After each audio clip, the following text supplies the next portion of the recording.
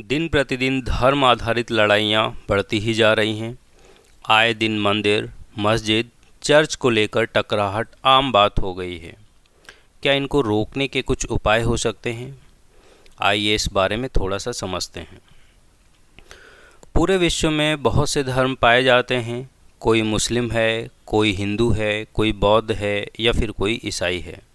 परंतु अभी जो बात सब में साझा है वह यह कि धर्म के नाम पर लोग एक दूसरे को मरने मारने को भी तैयार हैं, एक दूसरे का गला काटने को भी तैयार हैं। इनके पीछे की मुख्य वजहों में दो तीन बातें ख्याल करने योग्य हैं।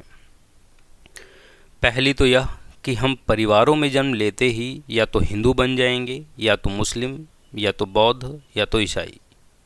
अगर देखा जाए तो लगभग सभी समाजों में जिस भी धर्म को वो मानते हैं उनका गुणगान किया जाता है, लेकिन वहीं दूसरी तरफ दूसरे धर्मों को एक खतरे के रूप में प्रदर्शित किया जाता है।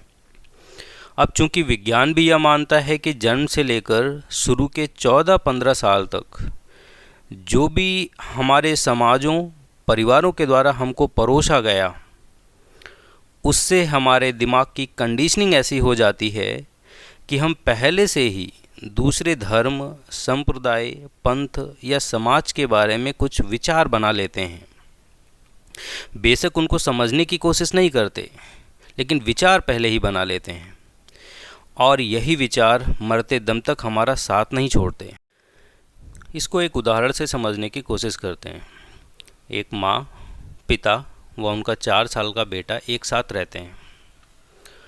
माँ ज़रूरी सामानों को ख़रीदने के लिए बाहर जाती है और अपने बेटे को लेकर जाती है।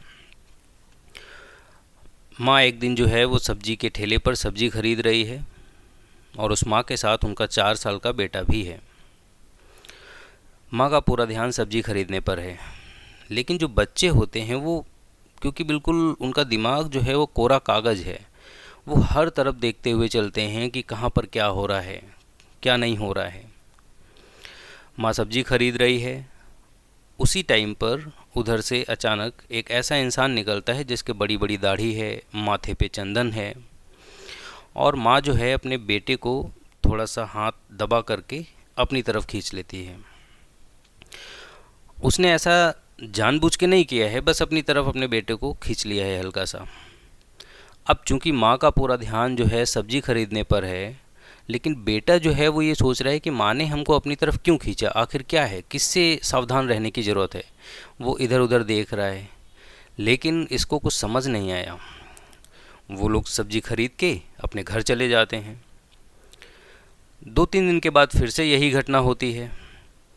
फिर से जो है माँ सब्जी के ठेले पर है या कहीं और है, और कोई दाढ़ी वाला इंसान निकला और माँ ने अपने बेटे को अपनी तरफ खींच लिया।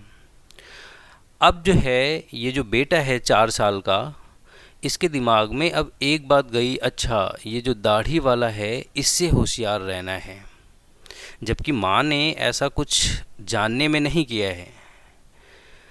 अब होगा क्या, इसके दिमाग में ये चीज़ फिट हो चुकी है। ऐसे ही धीरे धीरे 1 महीना गुजर गया। 1 महीने के बाद वो जो बच्चा है उसके पिताजी के फ्रेंड आते हैं उसके घर पे। उनके भी बड़ी बड़ी दाढ़ी है। बच्चा तुरंत ही देख के कहता है कि अंकल बहुत गंदे हैं। अब पिताजी भी परेशान हैं, माँ भी परेशान है कि हमने तो कभी ऐसा बताया नहीं, ना हमारे घर में कभी ऐसी बातें होती हैं, फिर ये ऐसे क्यों बोल रहे हैं। लेकिन हमको ये समझना चाहिए कि जो शुरू के 14-15 साल तक बच्चे इतना ध्यान देते हैं हर एक चीज़ पे, और जो आप करते हैं उसका इफ़ेक्ट या प्रभाव ज़्यादा रहता है बल्कि कहने के। जो आप कहेंगे बच्चे उसको भले ही ना समझें, लेकिन जो आप करेंगे वो ज़रूर समझते हैं। दूसरी बात यह कि जो चीज़ें हमको दिखाई गई, बताई गई, वही चीज़ें हम देखने लगते हैं। रोंडा बर्न ने एक अच्छी किताब लिखी, द सीक्रेट। उसमें आकर्षण के सिद्धांत के बारे में बताया गया है कि समान चीज़ें समान चीज़ों को अट्रैक्ट या आकर्षित करती हैं। कभी आपने इस चीज़ को महसूस किया कि यदि आप जम्हाई लें तो जो आपके पास बैठे लोग हैं उनमें से भी किसी न किसी को जमुहाई आ जाएगी, उबासी आ जाएगी। यह सिद्धांत और व्यापक स्तर पर काम करता है। उदाहरण के तौर पर यदि आप किसी ट्रेन के डिब्बे में सफ़र करें, उसका रिकॉर्डेड वीडियो आपको देखने का यदि मौका मिले, तो आप पाएंगे पूरी ट्रेन में एक साथ बहुत सारे लोग जम्हाई ले रहे हैं, जबकि वो एक दूसरे से काफ़ी दूरी पर बैठे हैं, क्योंकि समान ऊर्जा समान चीज़ों को आकर्षित करती है। अब दूसरे धर्मों को जब बचपन से हमें सिखाया गया है कि यह बुरे हैं, यह हमारे धर्म के लिए खतरा है, तो हम उनकी बुराइयों को देखने के आदी हो जाते हैं और उन धर्मों की बुराइयां हमको बड़ी होकर या यूं कहें कि जूम होकर दिखने लगती हैं, जबकि उसकी अच्छाइयां क्योंकि हम देखना नहीं चाहते इसलिए दिखने का सवाल ही नहीं है। तीसरा यह कि मनुष्य व ईश्वर का संबंध प्रेम का है, न कि द्वेष व डर का। शायद ही कोई हो जो इस बात से सहमत ना हो, क्योंकि यह बात सामान्य बुद्धि के द्वारा समझ में आने योग्य बात है। इसके लिए टीकाओं व्याख्याओं की जरूरत नहीं है। अतः जब मनुष्य व ईश्वर का संबंध ही प्रेम का है, तो धर्म के मार्ग पर चलाने वाले जो ग्रंथ हैं वो भी प्रेम व भक्ति के ग्रंथ हैं, द्वेष व वैमनस्य के नहीं हैं। परंतु दुख की बात यह है कि इन ग्रंथों की व्याख्याएं व टीकाएं व इनमें लिखी बातों के अर्थ पंडितों, पुरोहितों व मौलवियों ने अपने हिसाब से किए व लगाए हैं, जिससे कि इस संसार को बहुत नुकसान हुआ है। यह बात आपके अंतस में बैठ सके, इसके लिए ओशो रजनीश जी की एक कहानी पर गौर करते हैं। एक बार की बात है कि एक युवक को जिज्ञासा हुई कि उसे मोक्ष प्राप्त करना है। वह बहुत सारे सन्यासियों के पास गया, जैसा कि स्वाभाविक ही है, क्योंकि हमारे समाज में तो यही प्रचलित है कि मोक्ष पाना है तो सन्यासी ही उसका मार्ग बता सकता है।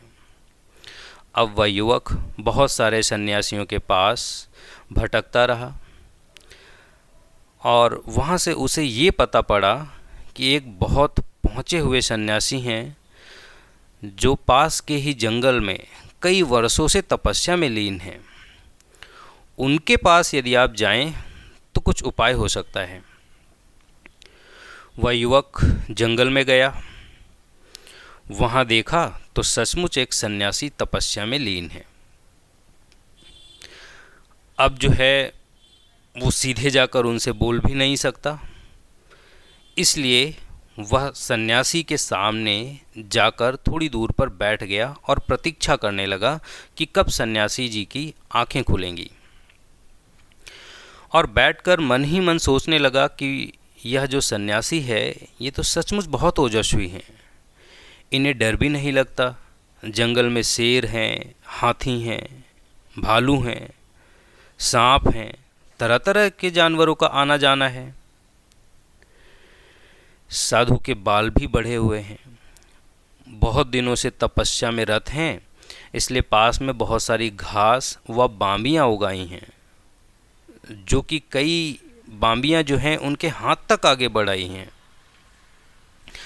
लेकिन तपस्या में लीन होने के कारण जो गुरुजी हैं या सन्यासी हैं इनको ध्यान ही नहीं है। ये सब सोचते सोचते वह वहाँ पर बैठ के प्रतीक्षा करता रहा। थोड़ी देर के बाद जब सन्यासी ने आंखें खोलीं तो फिर युवक जो है थोड़ी दूर उनके पास गया और प्रणाम किया।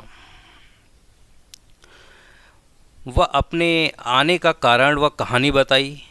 सन्यासी ने कहा, मोक्ष को पाना है तो भय से मुक्त होना होगा।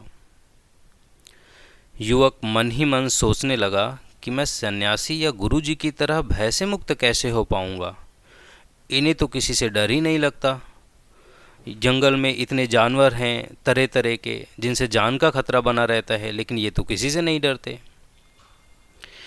अब क्योंकि युवक थका हुआ था, प्यास भी लगी थी, बहुत दूर से आया हुआ था, उसने यह सब सोचते सोचते सन्यासी से एक गिलास पानी का आग्रह किया। सन्यासी या गुरुजी ने युवक का आग्रह स्वीकार किया। वह अपने तपस्या वाली शिला से उतरकर पास में ही उनकी कुटिया थी, वहाँ पर पानी लेने चले गए। कुटिया से एक गिलास पानी लेकर युवक को देते हुए गुरुजी की निगाह जैसे ही जमीन पर पड़ी, वैसे ही वह दूर उछलकर खड़े हो गए और बोले कि युवक, तूने यह क्या किया? मुझे पाप में डाल दिया। युवक को बड़ी हैरानी हुई, क्योंकि युवक ने पेड़ की डंडी से जमीन पर एक मंत्र लिख दिया था और उस मंत्र पर सन्यासी के पैर पड़ गए। इसी वजह से जो है सन्यासी ने ये बात कही कि आपने हमको तो पाप में डाल दिया है। युवक के मन में ख्याल आया कि गुरुजी तो लिखी हुई बातों से डरते हैं, जिनसे डरने का कोई औचित्य नहीं है। सच तो यह है जिससे डरना स्वाभाविक है, उनसे तो सभी डरेंगे। अब शेर है, हाथी है, भालू है, बंदूक की गोली है, इनसे डरना स्वाभाविक है। पर मंत्रों से, लिखी हुई लाइनों से, शब्दों से इससे कौन डरता है? और यदि कोई इससे डरता है तो भय उसे भी है। और एक बार को युवक को भले ही मोक्ष मिल जाए, लेकिन गुरुजी को मोक्ष मिलने में कठिनाई है। अगर धर्म आधारित मार काट कम हो सकने की बात की जाए तो उसमें 3 बातें ध्यान देने योग्य हैं। परिवार में जो परिवेश हमको दिया जा रहा है उसमें सुधार की ज़रूरत है। दूसरा, आकर्षण के सिद्धांत की जो दिशा है वो सही रखनी चाहिए। व तीसरा, मनुष्य व ईश्वर के संबंध की बुनियाद यदि प्रेम है, और जो कि है ही, इसलिए कोई भी सच्चा धर्म व ग्रंथ आपको द्वेष व टकराहट की शिक्षा नहीं दे सकता। यदि वह शिक्षा देता है तो उसकी व्याख्याएं थोथी हैं, झूठी हैं, उसका ज्ञान उथला है। यहाँ पर बताया गया दूसरा उपाय, आकर्षण के सिद्धांत की दिशा सही रखने का मतलब यह है कि सभी उपस्थित धर्मों को मानने वाले लोगों की संख्या करोड़ों में है और सामान्य से सामान्य व्यक्ति की समझ में यह आ सकता है कि कुछ न कुछ तो धर्मों या ग्रंथों की बातों में सच्चाई होगी। कोई भी ग्रंथ पूरी तरह से गलत नहीं हो सकता, क्योंकि जेएस मिल नाम का एक विचारक हुआ, उसने एक निबंध लिखा ऑन लिबर्टी। उसमें उसने लिखा है और सिद्ध किया है कि कोई भी बात 100 की 100% गलत होती ही नहीं है, उसमें कुछ न कुछ मात्रा में सच्चाई अवश्य होती है। और फिर धार्मिक ग्रंथ जिनको मानने वाले करोड़ों हैं। चलिए, अगर जो संख्या पर ना भी जाएं, तब भी यदि आप तटस्थ मन से इन ग्रंथों को पढ़ेंगे तब पाएंगे कि उनमें अच्छाइयाँ हैं। हमें बस करना यह है कि दूसरे धर्मों की ऐसी 4-5 बातें खोजनी हैं जो हमारे धर्म के सापेक्ष में दूसरे धर्मों में अच्छी हैं। यदि यह प्रयास प्रत्येक व्यक्ति करने लगे तो धीरे धीरे आपको दूसरे धर्म की बुराइयों की जगह अच्छाइयाँ दिखने लगेंगी। यह आपकी आदत बन जाएगी। अच्छाइयाँ देखना दूसरे धर्मों में, अपने धर्म के साथ साथ दूसरे धर्मों के प्रति आपका जो नफ़रत का भाव है वो तिरोहित होगा और सम्मान का भाव उजागर होने लगेगा। इससे कुछ न कुछ हद तक धार्मिक उन्माद व मार काट को रोकने में मदद मिल सकती है। यदि आपको ये कहानी या हमारे वीडियोस अच्छे लगते हैं तो आप इन वीडियोस को लाइक कर सकते हैं, योग्य भारत चैनल को सब्सक्राइब कर सकते हैं, जिससे कि मोटिवेशन बना रहे। मैं विकास मिश्रा आपका बहुत बहुत शुक्रगुजार हूँ।